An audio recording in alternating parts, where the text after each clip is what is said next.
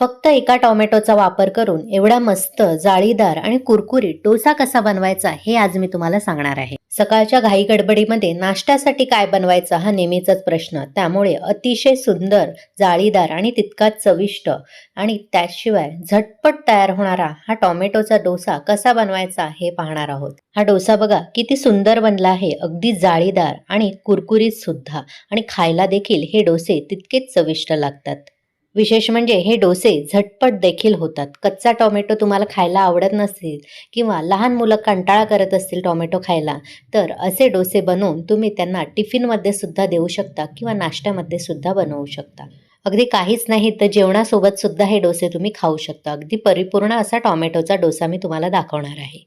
या चविष्ट आणि स्वादिष्ट डोस्यासोबत खाण्यासाठी तुम्हाला एक मस्त अशी झटपट नारळाची फोडणीवाली चटणी सुद्धा मी दाखवणार आहे. सविस्तर कृती आणि साहित्य पाहण्यासाठी व्हिडिओ खाली लिंक दिलेली आहे. त्या लिंकवर क्लिक करून पाहू शकता. धन्यवाद.